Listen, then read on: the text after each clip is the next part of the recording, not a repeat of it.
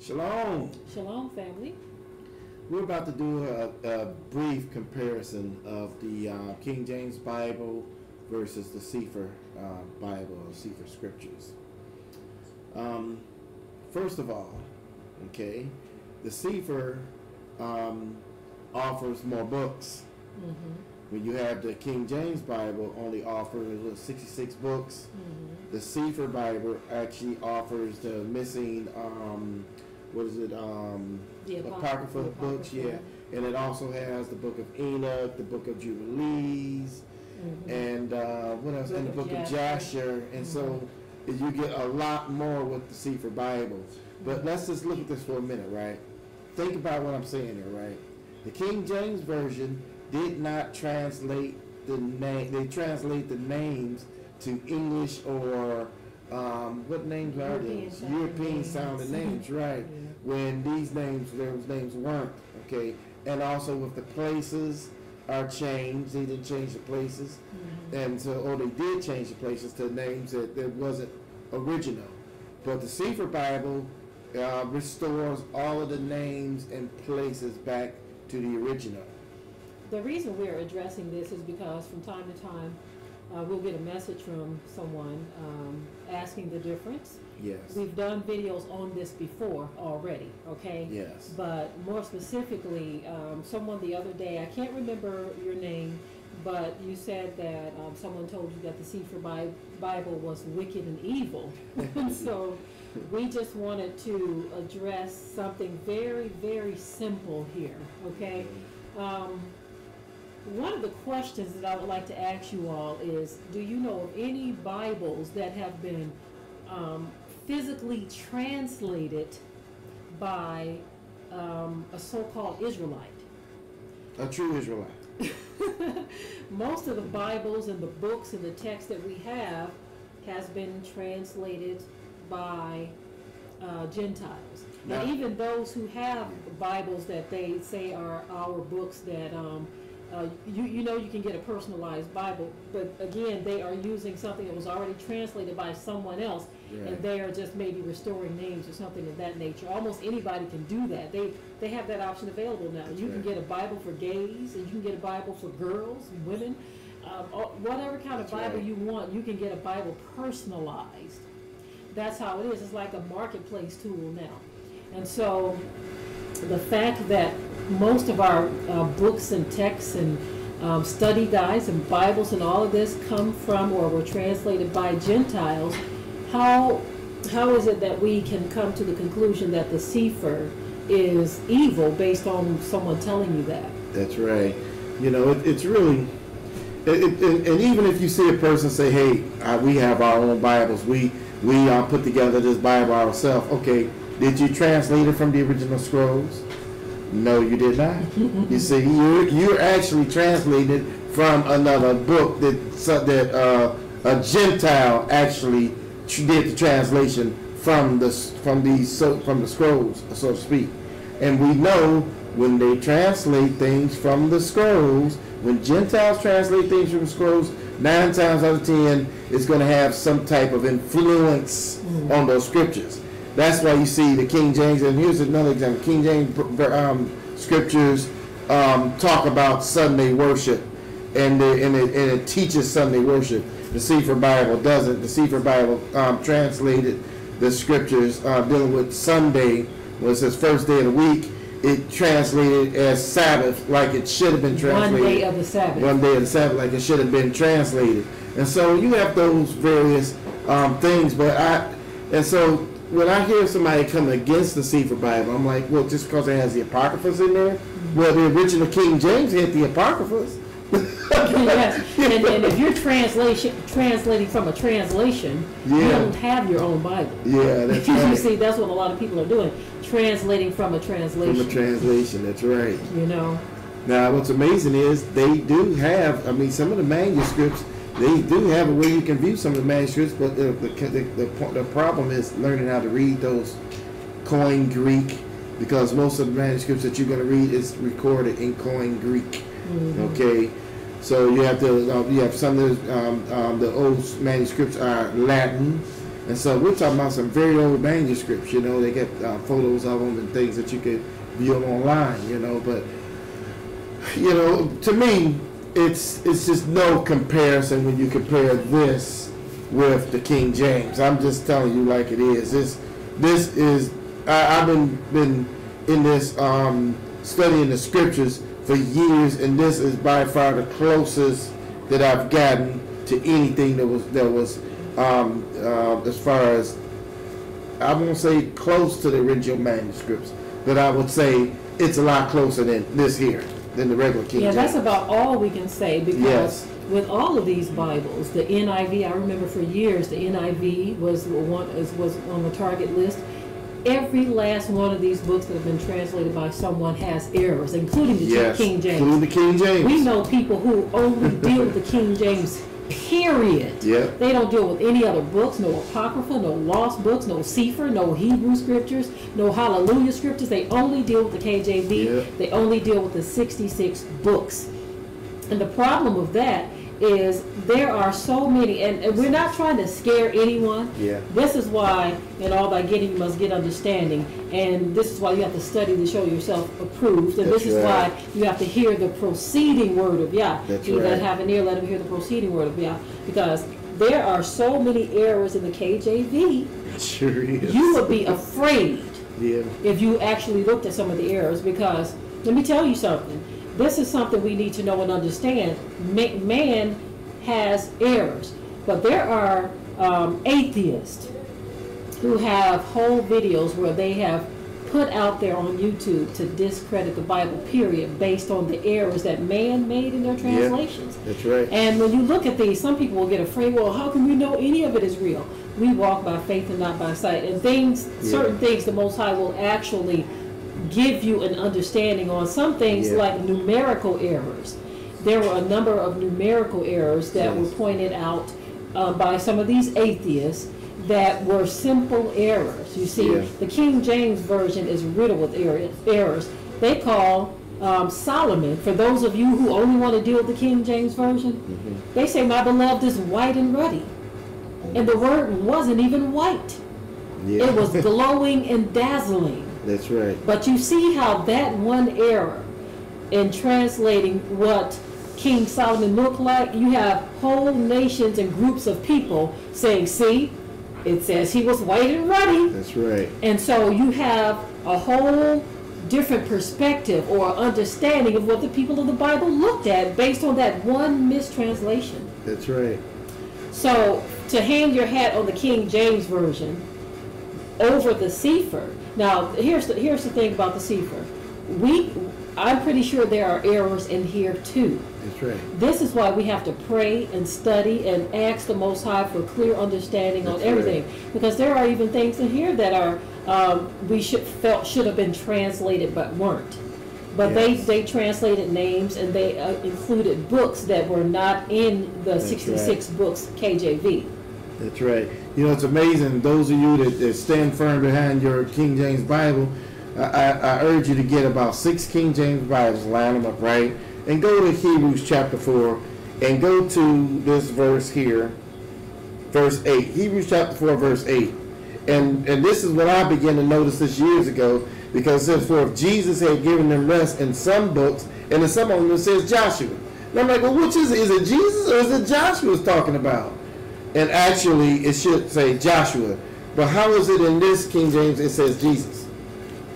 Exactly. So we're talking about errors. It's translation errors. Mm-hmm. That's because the name for Joshua is actually the name of the Messiah, which actually is Yahushua. Yeah, yes. That's right. So they just making it as errors, though. You know what I'm saying? So basically, and then the biggest error, like I said, in my opinion, is the Sunday worship thing. They literally push Sunday worship, put it in passages where it didn't say anything about the first day of the week. Mm-hmm. And they right penciling that whole thing in there, totally took out Sabbath for all of those points. And put first day of the week. Exactly. And so, it should have been one day of the Shabbat. That's right.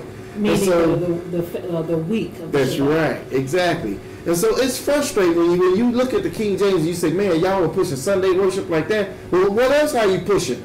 Matthew, Mark, Luke, John. Yeah, you look at those names. Look at those names. Look at all the names. European names, and you look at all of that stuff. No wonder everybody looking at Mary. Oh, Mary, you know, her name wasn't Mary. It was Miriam. You know, it wasn't Saint Mary. You know, it was Miriam. And so when you see those kind of things, people get a little, you know. They want to throw the whole book out because if that's the case, then what are we doing with the King James Version? Because there are many errors in the King James Version. And someone put in here that there are Israelites that have Bibles too that they've translated or whatever.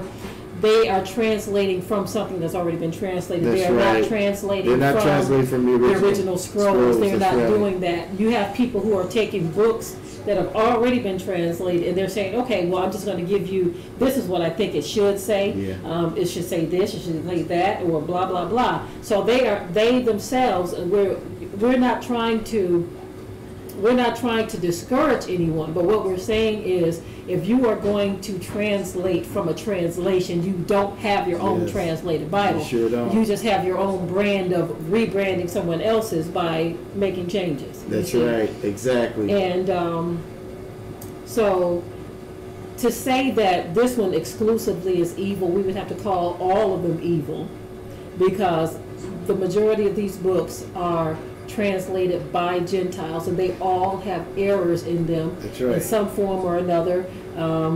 Deceptions in them. There are deceptions in the KJV, but we're not going to throw our KJV out. Yeah, I wouldn't throw the King James Bible out, nor would I throw the Apocryphas or any of those out, because you're going to find some errors. And some things, and let me tell you something, some things you're going to come across that may be straight up, your spirit may say, whoa, that's off. Okay, well, that part that's off, take it, throw it aside. But the other stuff that's good, that stuff is good. It's almost like a person getting a box of food, right? And he's looking through the box, all this food in this box, and he's hungry, right? He's going through all this box of foods, and then he comes across a one rotten potato. You know, I'm gonna toss this whole box out. You know, or you got a bag of apples, you see one rotten apple, I'll throw all the apples out. No, you don't do that. You just, when you come across something that's off, you take it, you put it aside, and you say, okay, I'm not going to bother that, okay? But this right here is accurate, it's lining up with the things that the Most High has been showing me. Hey, I'm going to run with this here, you know? We just have to be careful, family, period, and all about get understanding, you know? That's what we have to do. We have to get understanding because there is so much out here, so much deception everywhere. And in all of our studying, again, we are getting most of our books from Gentiles. You see, that's right. We're getting our concordances and all of this stuff from Gentiles. Someone asked for the link to the new channel that we're going to be broadcasting from. I just dropped it there in the chat area. It's called The Watchman on the Wall. The Watchman on the Wall. They said that the link isn't working, so we'll try to put it back on the video that we uploaded for that.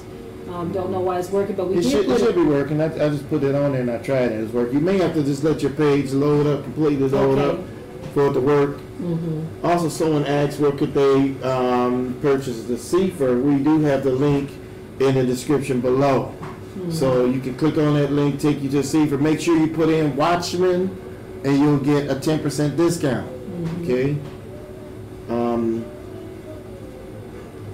It's moving so fast. Let me get back up to the top here.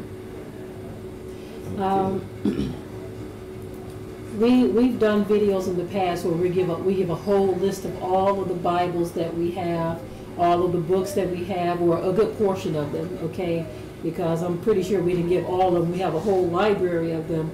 But if you're interested in any of the books, when we do our studying, we don't just study from one. Yeah. You know what I'm saying? Yeah, we study from all of them. I have the Cepher, I have King James Bibles. We have the Hallelujah Scriptures. And trust me, someone said Cepher has numerous problems. Oh, trust me, it's far more problems in the King James Bible than in the Cepher.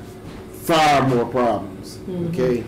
So, like we are trying to say, all of these Bibles and books have errors. It would blow your mind if you look up discrepancies in the Bible. Yeah. I mean, make sure that you just understand man has fallacies. Man have errors, you see. Right. And don't throw the baby out with the bathwater. That's right. A lot of people, because of things such as that, we knew a young man, he used to be so on fire for the Most High. He saw a movie Zeitgeist. We talked about this before. He saw some of the discrepancies in the Bible, and he just threw it all out. Yep, threw everything out the window. Just totally went to being an atheist. I was scratching my head like, man, I thought this brother, I thought he had the Ruach. I thought he knew Yah.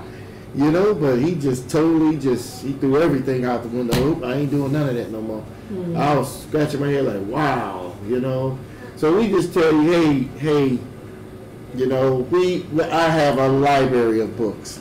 Okay. We like to cross-reference too, because there have been times where I've read in the KJV, the King James Version, and I say, I'm interested in knowing what this version says about it. Yes. You know, and what that version says about it. When you have all of these different Bibles that you can cross-reference, that's what real studying is about. Yes. Because then, you know, for a long time, I'm going to just be honest with you, as a Christian, the King James Version is all I wanted. Yeah. We went through that little phase too. Yeah. We went through that little phase defending only what we knew and only what we were used to, you see. But it was like a whole new world opened up when we started to study beyond just the 66 books. When we started studying beyond that, wow, it's amazing. How many books are in the, does it tell you how many books is in the Cepher? No, I'm not sure how many's in there, but it's a lot. It's a lot. I don't know the difference in the two. I'm not sure, but I know it's a lot more. Your regular King James don't have the Apocrypha. It doesn't have the Book of Jasher, the books of Enoch. It doesn't have the Book of Jubilee, and you know, all it doesn't have the Maccabees and all of those. So. Yeah, exactly. I'm trying to see if it tells me on here how many. No, it doesn't tell me. I would have to sit here and count them. But yeah, it's a lot though. I agree with the person. No, errors don't discount the scriptures. But you know what we're trying to make a point here. Okay, that's right. We're trying to make a point here is that you have people saying that one Bible is more wicked, or this Bible is wicked, but this one isn't. And I'm saying by that argument, if you're saying that this one is wicked because it has errors, then you would have to say the same thing about the King James Version. And those who have translated their Bibles from one of these Bibles, you would have to say that they're all wicked. What we're saying is that they all have errors. We're not going to say that they're wicked, because without these Bibles, I know that the scriptures, the Most High actually used the Gentiles to preserve our scriptures in a sense, because without these printed Bibles, many of us would be in the position of a lot of our ancient ancestors, where they actually had to sit down in front of someone and be taught the scriptures. Because guess what? Abraham wasn't sitting around reading the Bible all day. He didn't have one. You see, the apostles weren't sitting around reading the Bible all day. They didn't have one. But we have the Bible, and the Most High, through the Ruach HaKodesh, He lets us know and He reveals to us when something is off, when something doesn't make sense. Whether you are a Hebrew or you call yourself a Hebrew Israelite and you've translated from a translation, or whether you use the KJV, whether you use the Cepher, the Hallelujah Scriptures, the NIV, whatever Bible you use, the New World Translation, English Standard Bible, regardless of what Bible you use, period, there are going to be errors. And we are just simply saying, don't throw the baby out with the bathwater. Exactly. Exactly. I'm going to go get this other Bible here. Or someone asked about if it was, we used to have the 1611 King James Version, and it did have the Apocrypha in it, but the ones that circulate, the regular King James Version do not have the Apocrypha, and also the King James Version with Apocrypha, which is the 1611, it doesn't have other books that we named as well. It only has the Apocrypha. It doesn't have the Jasher, and it doesn't have the infancy scriptures. It doesn't have the Enoch scriptures. So even the 1611 King James Version is not as extensive as some of the other books. Right. Now this Bible here, this is for those of you who can't afford the Cepher, I will tell you about the Scriptures Bible. You can get this one here for under $20 usually, you know. And they translate the names back to the original names and places, you know. It doesn't have all of the other books. Well, it doesn't have all the other books in it though. It's just the regular 66 books here. Okay, but it's a start. You know, this is what I started with when I first went back to the original names and everything. Now I'm not sure as far as the Sunday worship thing, because I hadn't had a chance to. I think I did. I have a matter of fact, for more information, because I did compare a lot of the Bibles. There's a video that I did was trying to get the title of it. It was about which Bible is the best. Pretty much, I think it was something like that in the title. But we cover various passages to compare even with the Scriptures and other books to see if it mentioned anything about Sunday worship or if it talked about Sabbath worship. Okay, so now Holland, I'll get the link for it. Someone named by the name of Holland says, please point out how biblical prophecy alone should prevent anyone from doing something foolish like throwing out the Scriptures based on errors. I agree with you, and it is silliness, as you stated here. But there's a brother who we used to be in fellowship with, recently did just that. People are doing it, and it is very disheartening to see. If initially they threw out the New Testament, okay? But then they say they don't deal with any of it, and so it was disheartening to see that our people are actually going down that road, you know. And is various reasons. We know that this is part of the great falling away. The enemy is using errors. He's using false teachings. He's using the radicalism of Hebrew Israelites. He's using just the foolishness in general that we are seeing in the world to try to discount the Scriptures, you see. And I think it is foolish because too many prophecies have come to pass for you to throw all of this out. You see, and this is why it's very important that we understand things. We did a video that we haven't uploaded yet, but talking about Egyptology. You have people who are saying that Bible history is actually Egypt history. We were in Egypt. We were enslaved in Egypt. So you can't say, well, no, you're actually stealing that story from this. The enemy is very crafty. He is so very crafty that people will actually look at something like that and not look at the fact that we were in Egypt for so long and say, well, this explains why these stories overlap. That's right. You see, but when you look very closely at biblical prophecy, it is there, it is happening right before our eyes. And those reasons alone should be enough for you to not throw the Bible out and throw the baby out with the bathwater. Know that there are errors, but that is no reason to get rid of all of this. You see. That's right. It's a reason why we're sitting up in the land of our captivity as it was prophesied. All of these things are unfolding right before our eyes. Okay, someone says, can you please tell them about the King James Bible 1611 version? The 1611 version, basically, as we stated, have the Apocrypha included in it, but it does not translate the names. You still have your Matthew, Mark, Luke, and John. That's right. And also, it doesn't have some of the other missing books, okay? And also 1611 King James pushed Sunday worship. Yes, right.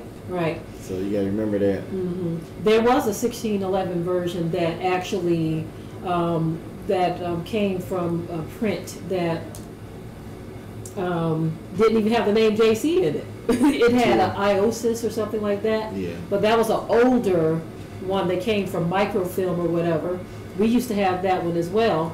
But yeah, that particular King James didn't even have the name JC in it. It had the Iosis.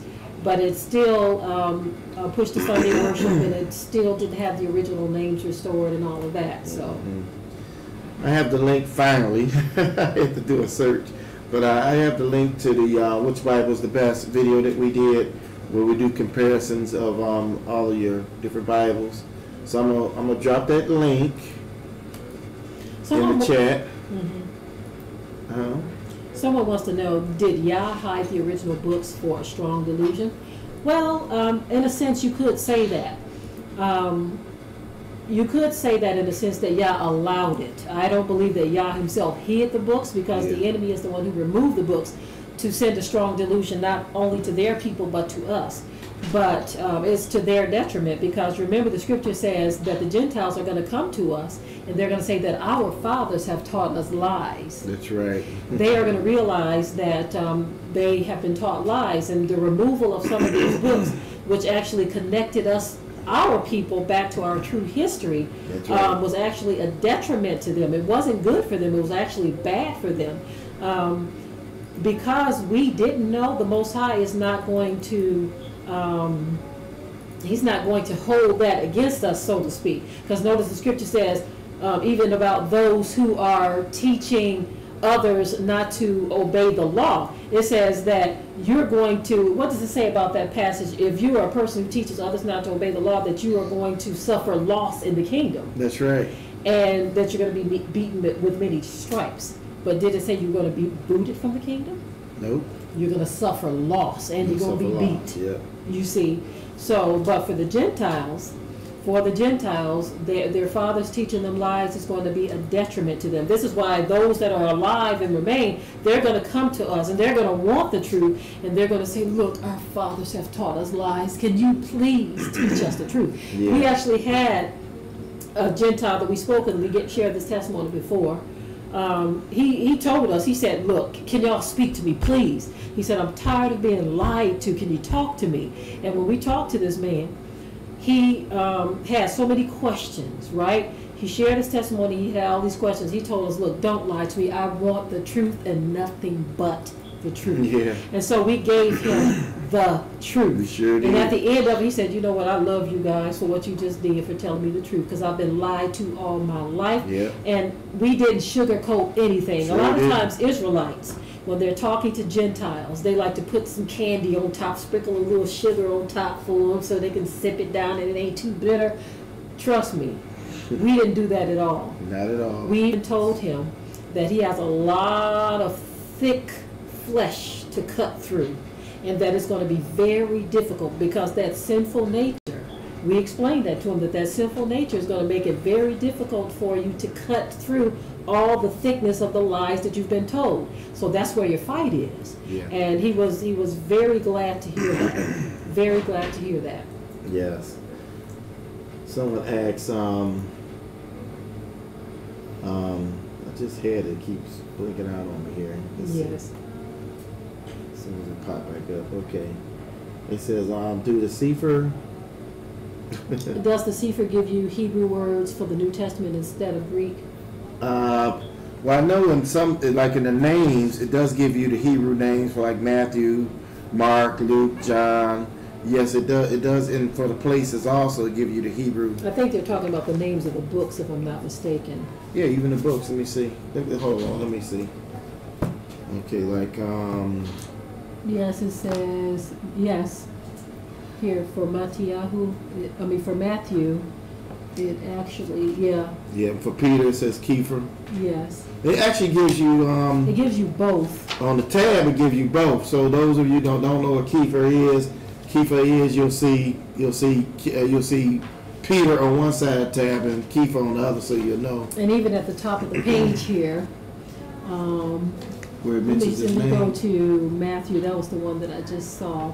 Okay, for the book of Matthew, it calls it the Basora according to Mattiyahu. Yeah, so it is. So they give you both with the Cepher. Matter of fact, in here, just like it says Hamashiach, Yahusha, it's giving you his Yahusha Hamashiach is the Hebrew Ruach HaKodesh, Yosef for Joseph's name. So yes, it does. Yahuwah for the father's name. Okay. Even when it talks about the bloodline, it does the same thing.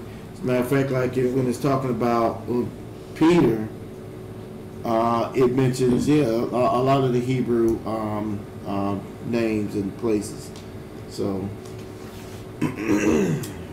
So again, we were making a comparison between the King James Version based on it wasn't really, I guess it was a question. They were asking our opinion on the Cepher Bible versus the King James, because someone else had posted in here that they saw someone who did a video showing the discrepancies in the Cepher.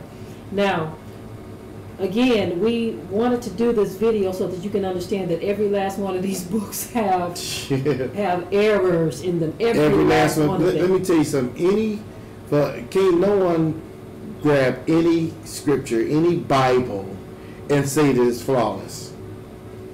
They can't. So, person, if they're pointing out discrepancies in the Cepher, trust me, the Bible, they do got discrepancies in it too. So you're going to find it in both books. But the difference is what we're looking for is this here, something that's getting away. Because one thing you got to keep in mind, right? Sunday worship is a very wicked thing. What they're pushing, the worship of the sun god. Mm-hmm. Okay, it's very wicked. Okay, and I really wanted to get away from any scriptures that endorses Sunday worship. The reason for it is you can, in the King James Bible, you can even listen to the tone of some of the stuff that they're saying, and it kind of remind me of Greek mythology. And that's in the New Testament King James. Mm-hmm. Now, you ever heard of Hellenism? Mm-hmm. Okay. Hellenism is Greek influence over the New Testament scriptures. And it's heavy in the New Testament. Research it yourself. In the King James Version, that's right. Research it yourself. Hellenism. Now, I want to address, it sounds like Tisha Vessel may be Christian, okay? And if you are, it's okay, okay? Yeah. She says, what's wrong with the 1611 KJV pushing Sunday worship? Why do you say it as if it's a bad thing for the body of Christ to gather together to worship the Father and the Son? Well, Tisha, let me just... Okay, go ahead. Let me explain something to you, Tisha, real quickly here, okay? When early Christianity, let me explain something to you real quickly. You need to watch White It Out 3. You can watch 1 and White It Out 3. Okay? I'll drop the link for you. You'll drop the link. Let me explain something to you. There were people calling themselves Christians before the Mashiach was even born. Who were these people? They were believers of Serapis. Okay? Who is Serapis? Serapis is a god that they worship.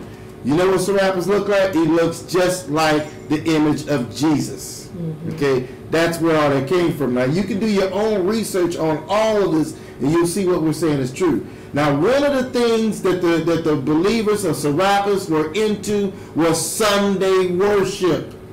And so what you have happening with the early believers of Acts, of the book of Acts, as the years went by, 200-300 years went by, you had the early believers of the assembly kind of merged with the believers of Serapis. Mm-hmm. And thus you have this Sunday worship thing being pushed. So that when the translators translate the King James Version, every point, and do this research yourself, get yourself a concordance and just research the word first day of the week. Mm-hmm. Where it says the Messiah rose on the first day of the week. Research it for yourself. Look up first day of the week in that King James Version, in the concordance, and guess what you're going to find, the actual word that was there? Sabbath. Mm-hmm. There was no Sunday worship. They met on the Sabbath day. It was always the Sabbath day. It was one day of the Sabbath week. That's right. Not first day of the week. That's right. So research that yourself, and you'll see what's going on. Is that they were pushing the same thing that the Catholic Church pushed, the National Sunday Law. All of this stuff is all a part of it. So that's why we tell you, do your own research, and you'll see that we're not just throwing something out there. These are facts, and it's true. Okay, I've dropped the link to the documentary in, and I'm going to drop it in again in case it got by you, Tisha. Also, we just want you to understand, too, that the reason why we're trying to bring clarification to this, we're not stating that you can't worship the Father on those days. That's not what we're saying. Yeah, you worship the Father on every day, exactly. That is some of that Christian witchcraft. If you saw some of the videos that have been done by, I believe it was not Eddie Long, T.D. Jakes. T.D. Jakes and Creflo Dollar, Cash Flow Dollar. They did videos where they were trying to make it seem like it's a wicked thing to push the law, right? And that, are you saying that it's wicked to serve God on Sunday? No, that's not what we're saying. Yeah. But when you're promoting that Sunday worship as the day of Sabbath, right, you're actually causing people to worship the sun god. It goes a lot deeper than what we're going to say to you in this video here. This is why we want you to look at the Whited Out 3, The Strong Delusion. It's going to go into details on why the Catholic Church tried to push the Sunday worship. They wanted, because the scripture, notice part of the Ten Commandments, in which you have some Christians teaching that we no longer have to deal even with the Ten Commandments. That's right. The scripture never said that. One of the Ten Commandments was to remember the Sabbath. Now, why did he say remember? And keep it holy. He told us to remember. He never told us to forget it, right? But that is something that you have Christians pushing. Now, every single day, as long as I have breath in my body, first day, second day, third, fourth, fifth, sixth, and seventh day, we are going to praise and worship the Most High God. Every day we get up, we're going to pray, we're going to worship the Most High, we're going to serve Him. And we're going to thank Him. That's right. So it doesn't matter if as it relates to that. But then when it comes to service, we're going to have our service on Sunday. No. That's back to what was taught in Christianity. That's why when you go to Revelation, it says that on the Lord's Day in Revelations, well, if you understood the scriptures, the Lord's Day was not Sunday. It has always been the Sabbath day. It's always been the seventh day. Mashiach's day. The day that they call Saturday. Yahuwah's day. And one thing, too, that our family is trying to get out of using, but we know a lot of people don't understand it, the names of the weeks are named after their gods and their deities as well. So they got a slick way of getting people to serve their gods. Yeah. So when you say Monday, that's a sign to something. So first day, second day, third, fourth, fifth, sixth, and seventh day. The planets, the months. Yes, all of this. It's really ridiculous. It's a lot of sorcery. It is. It is. Yes. So family, it's a lot to it. We wanted to say that as soft as we can to Tisha, because we know that you are probably just coming into this, and we don't want to sound as if we're being harsh at you, but we have to tell the truth. And all we like for people to do, we tell this to people all the time, is to research. Do your own research. That's when you begin to research these things, God will begin to open up your eyes, because we don't want people to just take our word for it. Like many of us who were Christians, we took our pastor's word for it. We didn't question anything. And all we're saying is to question everything. Yeah, that's right. Question everything. Yes.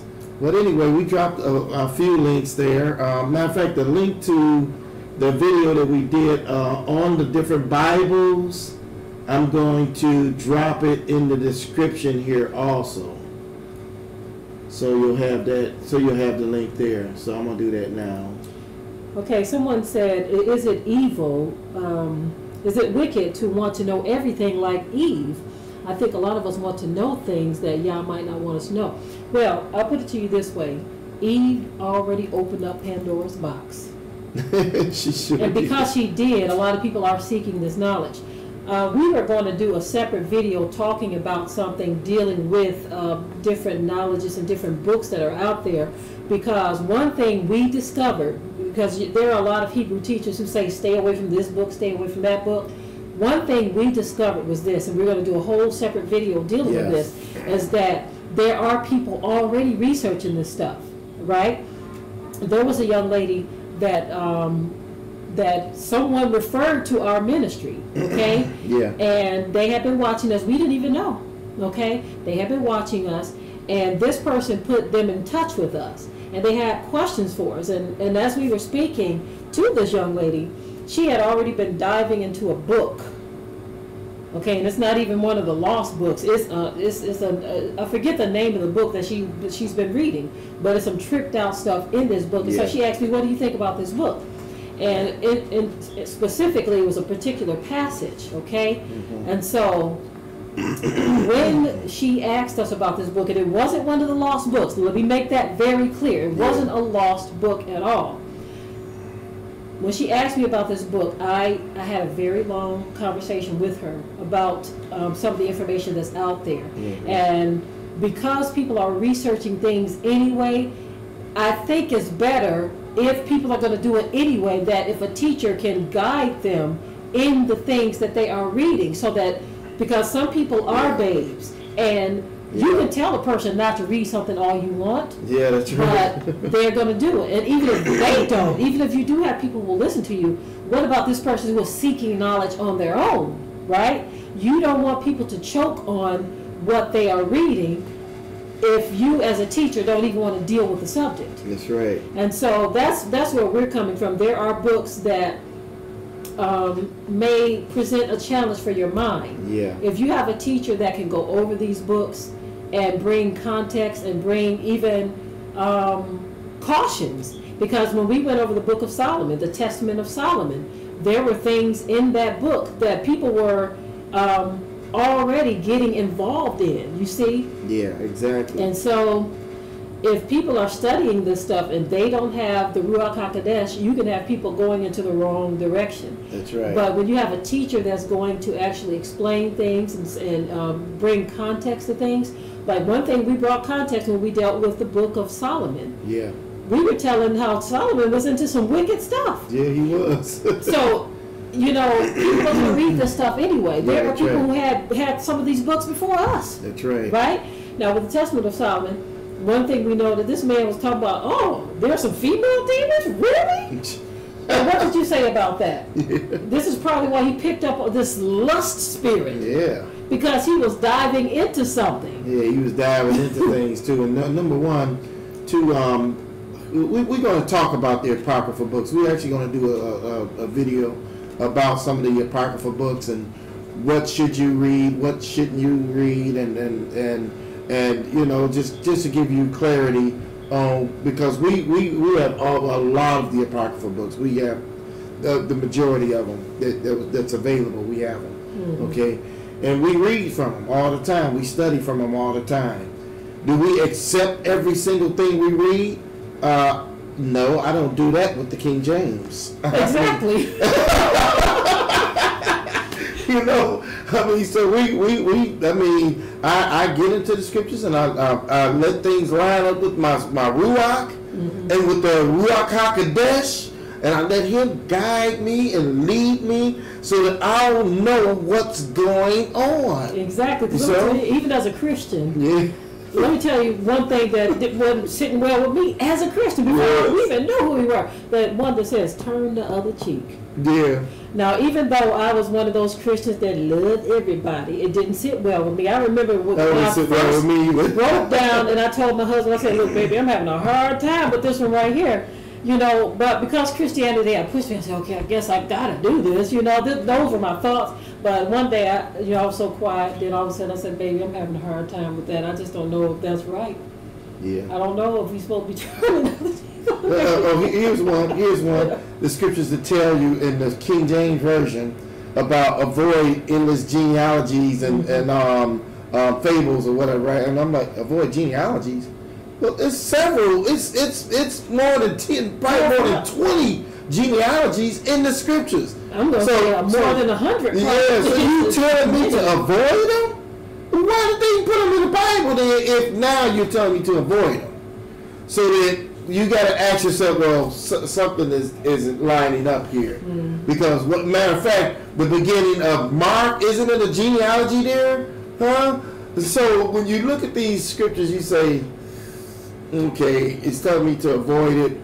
Why would they put it in the scriptures and then you telling me to don't read them? Mm-hmm. So, to me, certain things should send a red flag. That sent a red flag right away. That's what happens when you have the Ruach HaKodesh, yes, which is the Holy Spirit. Thanks to the brother for pointing that out, because some people don't know what Ruach, and there are other videos that we've done where we actually say that, where we explain what that means. But when you have the Ruach HaKodesh, he will lead you and guide you into all truth. Yeah. The Ruach will lead you. So, therefore, when you run across things like that don't make, there's going to be a check in your system. Yes. Or in your spirit, should I say. Yes. A check in your Ruach. Because some things just don't make sense. Yeah. And some things you'll look at when when it starts talking about what various people look like. Yes. You know, I mean, there's a lot of deception there. You have this one saying, my beloved was white and ruddy. Then you have this one saying over here that their faces were dark like coal or black like coal. So you're saying to yourself, okay, what's going on here? What's going on? Yeah. And so there are a lot of things that are going to bring checks into your spirit, you see. That's right. And I'm glad we made this comparison between the Bibles, because the enemy is trying to just twist everybody's mind up. He wants people to be confused, understand the fallacy of man, and then you won't look to these Bibles to be perfect. Right. I've seen people actually say that the King James Version, it really disturbs me when I see a so-called black person say that the King James Version is perfect without errors. When I see people saying that, I'm like, so you trust the people that translated that book? Put not your confidence in man. Know that there are going to be mistakes, but the Ruach HaKodesh will lead you and guide you into all truth. Yeah, that's another scripture here. He says about loving your enemies got me. That's another one too. So we love our enemies. When I first saw that scripture, something wasn't sitting well with me. I said, these people are killing us and doing all kinds of stuff. You're supposed to just love them, huh? I said, something ain't sitting right with that. So when I looked it up in the Hebrew, I discovered that when it says that love your enemies, when you look up that word, it says enemies of you or among you, meaning among your people. So in other words, it's saying your brethren that's among you, right? If he does something wrong, then pray for him. Pray for him, even though he's trying to despitefully use you. He's your brethren. Pray for him. Okay, he's coming to you like an enemy, but love him. That's your brethren, right? That's basically what it's trying to say. Yeah. Because Cain was technically Abel's enemy, right? Yes, he was. You get what I'm saying? So that's what it said, enemies among you. Yeah, like I like to point out the fact too that when the Philistines and the Canaanites and the Amalekites and all these people was up against us, that the Most High tells us to declare how much we love them right before we slew them. You're about to have a fight. You're going to war, but only a nitwit will stand before their enemy about to go to war and say, I love you, Canaanites. I love you, Philistines. Yes. Amalekites, I love you. No, you about to slay these people. Well, what love got to do with it? Yeah, what it got to do with it? So that whole passage, you are right. That whole passage about loving your enemies, you have to bring that in context. That's right. That's right. But like I said, this is a whole... For those of you that may be new to this, like the young lady, she may be new to this whole thing. It's a lot. I'm telling you right now, if you go and watch White It Out 3 and then go back to White It Out 1 and look at some of the other documentaries we did, you about to open up Pandora's box for real. Open it up. Open it up. Start with 1. Yeah. White It Out 1, then 2, then 3. Yeah. And I'm telling you, it was enough to just the one that's really deep though is White Out 3 because it gets into the Christianity thing. That's why we were kind of telling you to go there first. Yes. White Out 3 because it deals with the Christianity, the errors in Christianity, and where all of that came from, basically. Yes. And we're not telling people to stop loving and praising and serving the Most High Yah. That's right. You know, we came out of the Christian church. We know what it feels like, and we know what it's like to praise and worship and all of that kind of stuff. We're not getting rid of all of that.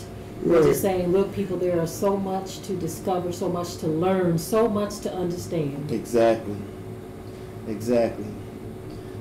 Okay, I'm getting a little sleepy. I know we got a lot of questions. I'm sorry, but we actually did videos dealing with dealing with the Gentiles and loving your enemies. We actually did videos on those particular subjects. Yes. If you go to inside our YouTube channel, there's another search there, not the big search bar at the top. There's a smaller search bar if you go inside our YouTube channel and just type up enemies, type up Gentiles, and some of those other things. If you want to know more about Cepher, right, type up Cepher, and you'll see a lot of the videos that pop up that we already did on some of those subjects. Okay.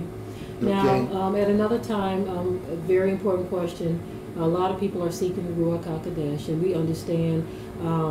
We've done lessons on that as well. Yes. And maybe at some point we can touch on that again, because a lot of people are seeking. Yes. And it's because of this seeking that so many people are going off into these other things because they want to feel the power. Yeah, a lot of people want to feel the power. Yeah, and I don't blame you. Yeah, they want to feel the power, and so people are going off into these other things because some of these other religions are offering them something that they may not be getting when they cross over into the understanding that they're Israelites. Because I hate to say it, but a lot of the Israelite assemblies don't really get into the praise and worship of Yah. They get more into the praise and worship of self. It is what it is, family. But someone asked if we can drop the link to White It Out again. We already dropped the link to White It Out Part 3. I will drop the link to White It Out Part 1 for those who asked. Actually, I'll just drop the link to the playlist for all of the White It Out series. And then that way you can go through them one by one. Okay, this is the playlist to all of the White It Out series for the person who asked. And then we are going to... Yeah, I saw the website where it talked about the Cepher is fake, and it's garbage. Trust me, what they're saying is just, you know. This is no different than a person's opinion on the KJV. Yeah. Even though we know there's errors in here, we're not going to throw up a website just completely going against because we know that with all of this we have to be very careful, be very prayerful. The thing is, people are afraid of the Apocrypha books. I mean, they're just afraid, and I know because I used to be there too. Okay, somebody kept telling me about, wait a minute, I'm missing books. If y'all had wanted them, of course I said God at the time. If God had wanted them, he would have put them in the original. He would put them with six books. And since he only gave me 6 and 6, that's all I'm going with. That's all we used to do. But it's like y'all didn't do that. Y'all gave us 200 books. You see, but the problem is, or more exactly. The problem is, just like he said in Revelations, right? He said, if anyone shall take away from this, then I'm going to take away from their name out of the book of life. And if they add to this, I'm going to add to them the places in the book. So people are taking away and adding and subtracting books, you know. So, you know, that's just what's going on. So, but anyway, we love you all, and it's getting kind of late. We want to go ahead on and go to sleep. We love you, family. Yes, we love you. Shalom, shalom. Shalom, shalom.